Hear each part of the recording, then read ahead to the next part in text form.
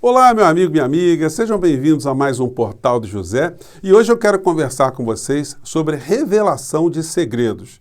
Existem muitos fatos, muitos acontecimentos aqui no nosso país que são ocultados da maior parte do povo brasileiro, principalmente pelas instituições que têm o dever de levar essa informação ao cidadão de uma maneira geral. Muitas coisas que eu irei revelar aqui no nosso portal de hoje já são de seu conhecimento, mas para grande parte do povo brasileiro há apenas algumas desconfianças, algumas intuições do que pode estar por trás de determinadas situações que acontecem aqui no nosso país. Eu vou colocar esses fatos aqui no nosso encontro de hoje, mas antes de mais nada, se você está chegando nesse momento, convido você a se inscrever, a não manter o nosso portal em segredo, você pode compartilhar à vontade, mande seus comentários para cá, porque são sempre lidos, são sempre considerados, e não esqueça de dar o joinha, porque isso amplia ainda mais o alcance do nosso portal.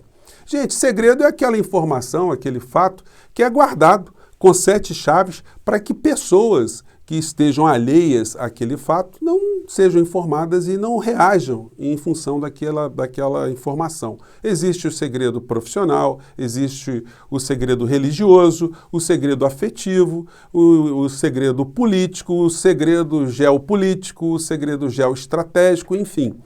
Muitas situações, elas devem ser guardadas, mas muitas outras, dentro de um governo, dentro de uma república, elas têm a obrigação de serem reveladas. E nós estamos tendo conhecimento do que está acontecendo de fato.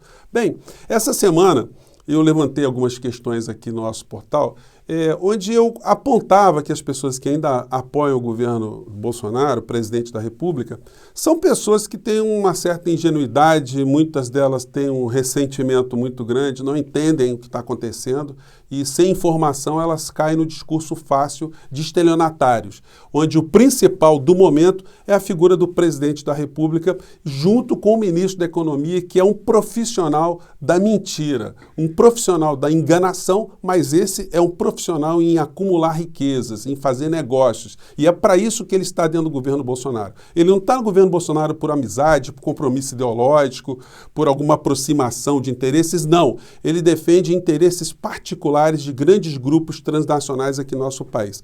Os grandes veículos de comunicação, uma revelação, que a gente pode dizer, um segredo, que para a maior parte das pessoas que não entendem assim, é que, de fato, eles não são veículos de informação, não fazem jornalismo e muito menos são imprensa. Eles são apenas porta-vozes disfarçados de interesses econômicos, interesses transnacionais em relação ao cidadão brasileiro.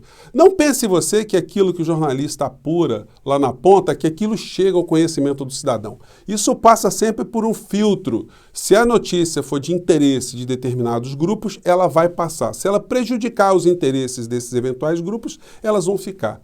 Hoje, gente, nós temos uma tendência muito grande de achar que os nossos inimigos são essas pessoas que combatem com a gente o tempo todo na internet, as pessoas que a gente conhece na rua, os bolsonaristas, Mas isso é também uma revelação que eu gostaria de fazer. Eles não são nossos inimigos. Eles são vítimas também, porque eles estão nas mesmas classes sociais que nós pertencemos. Na medida que a gente fica se digladiando no mesmo patamar social, a gente não percebe o que está acontecendo no topo da pirâmide. Nós gastamos muitas energias e quem está lá em cima fica só olhando o que está acontecendo aqui embaixo. Essa é uma constatação minha? Não. Quando a gente pega, desde a história antiga, a gente vê aqui o que o Aristóteles escrevia nesse livro aqui, está recém-publicado, Política, porque é um livro recém-publicado porque ele é uma tradução nova, que é uma tradução abrasileirada, do Mário da Gama Cury. Muito interessante. E o Mário aqui, o professor Mário, ele nos mostra através dessa obra aqui que na Grécia Antiga já tinha divisões de classes. Você tinha uma classe dirigente, uma classe econômica, você tinha a plebe, você tinha ali as pessoas do povo, você tinha os escravos, tinha as mulheres que não tinham os mesmos direitos que os homens naquela Grécia Antiga. Enfim, você tinha em Roma o império que também tinha um imperador, como eu já citei aqui, o Calígula, que era sustentado pela estrutura econômica dos senadores, que eram homens muito ricos. Mesmo nas monarquias absolutistas, o rei ele tinha um poder descomunal, mas ele tinha uma estrutura de poder auxiliar, que também era dos senhores de terra, das pessoas que organizavam as milícias, os exércitos, enfim. Então, o mundo tem passado por esse tipo de situação. Recentemente, nós vimos que esses conflitos de interesse de classes, eles são muito disfarçados. Nessa obra aqui, o Nacional Populismo, desses dois professores ingleses aqui, A Revolta contra a Democracia Liberal, de Roger Ito e Matthew Goodwin, eles nos mostram aqui que essa miopia que a sociedade tem de achar que o problema é alguém que está do lado e não quem está em cima, fez com que houvesse uma manipulação em todos os sistemas políticos europeus para mostrar para as populações, manipulação pelos porta-vozes das informações, né? Para mostrar para essas populações, para essa sociedade, que os problemas não eram a desigualdade social de quem estava em cima para quem estava embaixo, mas quem estava do lado. Então eles passaram a acreditar que os problemas sociais deles eram os imigrantes, eram os refugiados, eram os latinos, eram os muçulmanos, enfim, pessoas que estavam chegando nas suas sociedades, estavam tirando seus empregos, estavam degradando a sociedade, diminuindo o seu poder econômico. Aqui no nosso país, nós não podemos colocar a responsabilidade, pelo menos essa estratégia não foi colocada aqui, porque nós não temos o problema da imigração, do refugiado, enfim, esses sujeitos não poderiam ser classificados como os responsáveis pelos nossos problemas. Então, nós acabamos tendo aqui no Brasil a criação dos falsos fantasmas, dos esquerdistas, dos comunistas, dos esquerdopatas. Então, esses grupos que não entendem as suas frustrações, os seus ressentimentos, eles canalizam esses sentimentos para pessoas como eu e você que estamos aqui.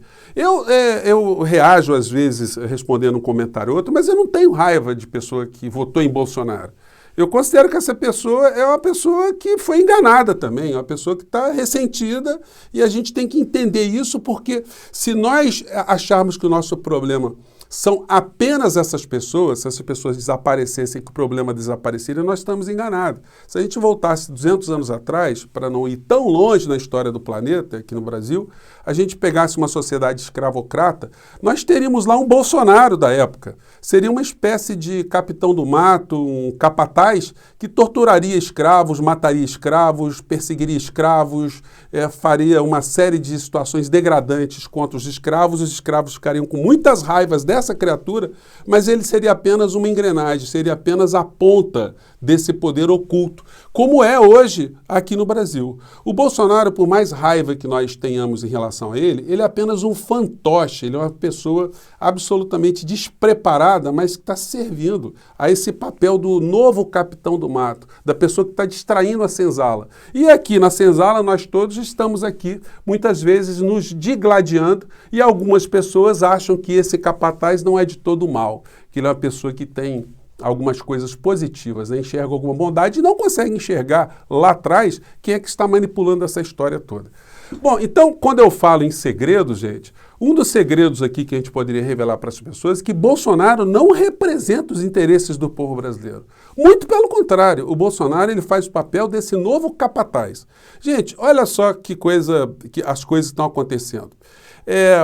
O Bolsonaro, hoje ele está voltando da Itália para o Brasil. Quando você vê a cerimônia que foi lá em homenagem aos pracinhas brasileiros, você vê o séquito de servidores públicos, mais uma revelação, né? Que não são servidores públicos, eles são puxa-sacos parasitas que estão ganhando dinheiro do povo brasileiro para não fazerem absolutamente nada. Se vocês pedirem um relatório de cada um desses personagens que estavam acompanhando o Bolsonaro, do que eles estavam fazendo lá, o que de fato eles produziram, nós não vamos ver absolutamente nada. O que estava fazendo o general Heleno nessa comitiva? O general Braga Neto, o que estava fazendo lá? O ministro Roma, o que o ministro Queiroga estava fazendo ali? O Paulo Guedes, a gente já sabe, ele estava fazendo negócios. O que o Carluxo estava fazendo nessa história toda? Todos pagos com dinheiro público para serem servidores públicos, mas na verdade estão embolsando uma grana por interesses particulares e para serem office boys, serem estafetas contínuos de Paulo Guedes. Eles fazem tudo o que Paulo Guedes orienta. Pois bem, e o Bolsonaro, perguntado ali sobre o que estava fazendo o G20, sobre a greve de caminhoneiros aqui no Brasil, que foi totalmente abafada pelos grandes veículos de comunicação, enfim. Mas ela teve muitas paralisações que a gente não viu aqui no nosso país, muita gente não foi trabalhar com seu caminhão, enfim, protesto contra do diesel, e o Bolsonaro saiu com essa aqui. E eu pergunto para vocês, numa sociedade tão desigual, onde um presidente da República, ao invés de estar preocupado com o cidadão, ele faz uma declaração totalmente desfavorável aos interesses públicos e favoráveis ao interesse privado, a quem esse indivíduo está servindo. Acompanhe aqui a frase, gente, de como Bolsonaro pretende resolver o problema do combustível no Brasil. Sobe dinheiro, mas não às custas do sacrifício do povo. Agora, essa semana vai ser um jogo pesado com a Petrobras, porque eu indico o presidente. Quer dizer, tem que passar pelo conselho. Quer dizer, não sei o que indico, passa pelo conselho. E tudo que de ruim acontece lá, cai no meu colo. O que é de bom, não cai nada em meu colo. O ideal, falei com o Paulo Guedes, nós partimos para privatizar a Petrobras. Isso é o ideal, no meu entender, que deve acontecer. Agora, isso aí não é botar na... O ideal para quem, cara pálida? Gente, essa declaração é a declaração de um traidor nacional, de um traidor do povo brasileiro. Ele está querendo se livrar de um problema particular, entregando para o poder privado, para o capital privado, algo que pertence ao povo brasileiro, à história do povo brasileiro. Então, vocês acham que ele está defendendo o interesse do povo com esse tipo de conversa? Hoje tem uma coluna muito interessante que eu peguei aqui no UOL, do jornalista Carlos Juliano Barros. Ele nos aponta o seguinte: aumento de impostos para muito ricos, pauta Estados Unidos e G20. No Brasil, nem um pio. O mundo todo está preocupado em diminuir as desigualdades sociais. Aqui no Brasil, nós estamos aprofundando as desigualdades sociais. Os milionários do mundo, os bilionários, estão constrangidos de estarem cada vez mais concentrando poder e preocupados, porque a miséria que está acontecendo nessas sociedades acaba criando uma situação de instabilidade planetária.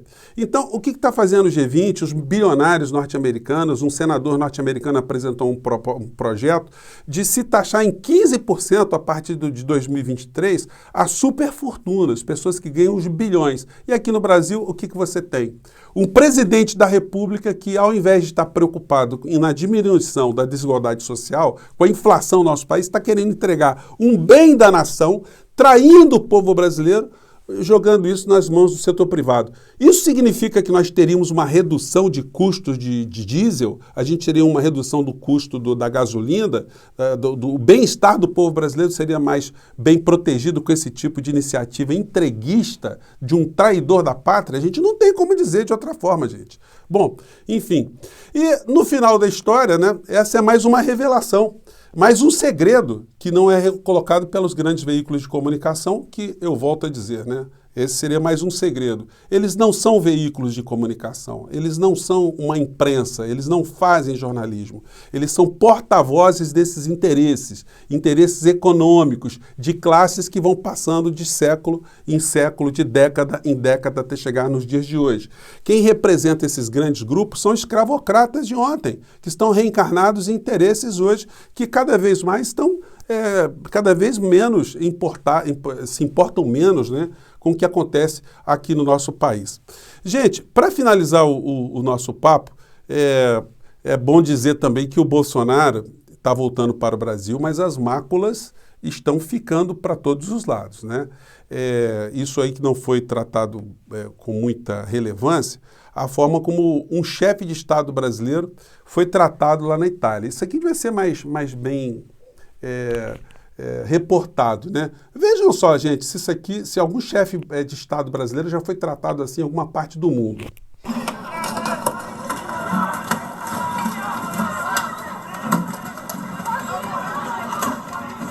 A polícia italiana teve que jogar bomba de gás, teve que botar canhão d'água, teve que fazer repressão, enfim, tudo isso para proteger o presidente brasileiro, que é o símbolo desse atraso, símbolo dessa desigualdade social, o símbolo dos interesses carcomidos que estão cada vez mais se cristalizando no Brasil, enquanto no mundo eles estão se enfraquecendo. Enfim, tudo isso serve como um grande ambiente para a gente perceber o que está acontecendo melhor aqui no nosso país. Eu tenho certeza absoluta que muitas das situações que eu falei aqui hoje para você já eram do seu conhecimento. E algumas você tinha desconfiança. Se você mergulhar nesses assuntos, você vai ver que eu não estou exagerando. E aos bolsonaristas que ficam com raiva, que entram aqui e fazem o xingamento, amigo, eu não vou ficar chateado com você, porque você é de fato uma vítima também. Você é uma pessoa que está ressentida, e você, no final da história, é um pobre coitado. que está sofrendo com as outras pessoas aqui no nosso país, mas ainda não acordou. Você está caindo no conto do estelionatário, você acredita numa figura inclassificável como presidente da República, que está sendo comandada pela área econômica, pelos grandes vigaristas, pelos grandes gangsters. E com essa fala do Bolsonaro, que quer privatizar a Petrobras, vocês vão ver que provavelmente os porta-vozes dos grandes grupos vão começar até a tratar o Bolsonaro agora de uma forma mais delicada. Vão até esquecer que ele comandou o nosso país colocando um general que acarretou mais de 606 mil mortes aqui no nosso país, vergonha do planeta e uma situação com tanta dor e sofrimento para todos nós. Gente, eu fico por aqui, a gente vai continuar jogando luzes nessas questões. Espero você no nosso próximo encontro. Um grande abraço e até lá. Tchau!